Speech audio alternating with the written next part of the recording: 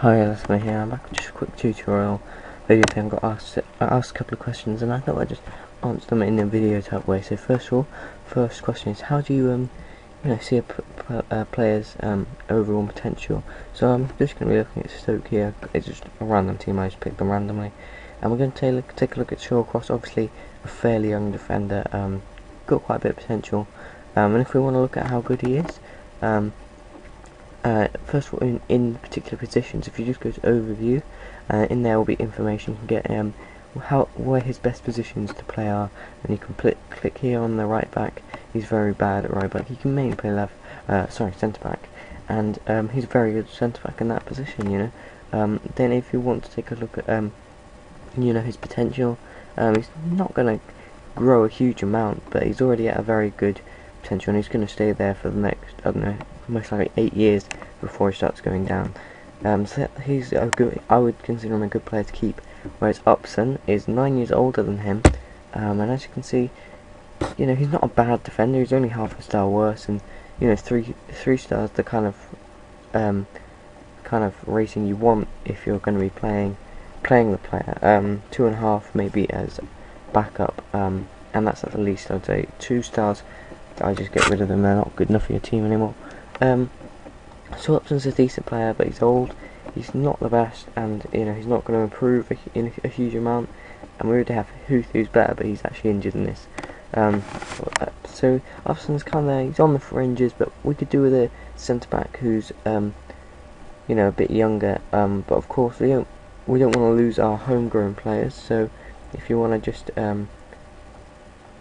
say based in England, and we want a centre back based in England, so we can find mainly homegrown players. And as you can see, we've got Grant Hanley here. Already got a scout report on him, so I'm just going to check him out. As you can see, he already looks pretty decent from his stats that you can see. The report star rating, you can see small, and he's only 20, so we know he's going to be a good player. Then we just click on the scout report thing. He's not going to be too expensive, 3.5 to 5.5, so that's a nice little price range. At the moment, he's not the best player. You could loan him out for a season or anything, he's not the best player, but he's going to become a player, who's going to be a good Premier League player, and in the future. So that's someone you'd think, okay, I'll go for him.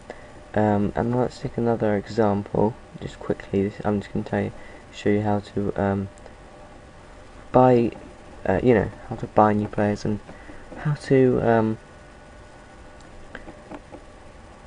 how to scout new players first of all. So anyway, so Etherington, as you can see, is 30. He's not the greatest player. He's only rated 2.5 stars in his best position. 2.5 stars. He's not going to get any better. So we're thinking, okay, let's go sign a new left winger. And okay, first of all, we can see James McLean. Okay, he's a good player. He's young. We know he's young because we know the player first of all. So because he's in the league. Sometimes you don't know the player. Obviously, we don't have the scout report, so we can't see how good exactly he is. So you can either click on the reports and get a scout report from there, or if you're just on the overview, you already know you don't have the scout report. You can just click there and get the scout report there. It will automatically put him in the shortlist. If you don't want random messages popping up about him, you will still get your scout report as long as even if you remove him from the shortlist. And then once you've got your scout report, you can make the offer, and I think you can make your offer of whatever you want. So let's say put in a £5 million offer for him. You go away, and so that's that. Okay, now we move on to like simming games. You can't actually sim a game, but you can do pretty much the equivalent. They don't call it simming. You go on holiday basically. You can set up your team how you want them to play and everything. The assistant could change it, and he can make substitutions in the game. Who knows, he could change the tactics, anything in the game, but he'll definitely start with your tactics and your team. Obviously, this isn't, I'm just doing this purely as an example. This isn't a game I'm actually doing, so if the team's a bit messed up, don't bother about that. You can do whatever team you want, obviously. So you have to go into this little down arrow thing here, and go into the part that says actions, and then there'll be a thing saying go on holiday, It's also where you resign or something.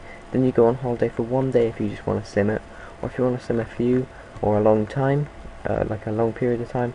You can even choose the date you want to come back. So say I wanted to sim 2 years into the future, the exact same date. Boom, it's easy, and you just have to, but you have to wait a long time. So no, we're just going to sim this one game, see how we get on about against Hoffenheim. So yeah, maybe you're just, you want to cram this game in, and you don't really have a lot of time, and I'm going to show you obviously how to save it as well, because that was another one of the questions I got. I'll do that after this. It takes a small amount of time, depending on how many games there are, and how quick obviously your computer is. Obviously mine's being a bit difficult recently because of many different reasons. But yeah, so we won 2-1. That's great for us. We got the 2-1 win that we needed. Crouch and Michael Owen scored. Wilkinson got sent off, but it's it's a friendly, so it's not too bad. So yeah, we can check out the team. And obviously you can see the substitutions the manager's made. Okay. Oh, I forgot to tell him to start with the team I wanted, but I'll show you how to do that now. Actually, if you go back, when you're simming, if you want him to do his tactics, then don't tick these 2 boxes. But if you want him to do your tactics, tick these 2 boxes. And if you're going for a long time, you can also do these things, but I'm not going to talk about them.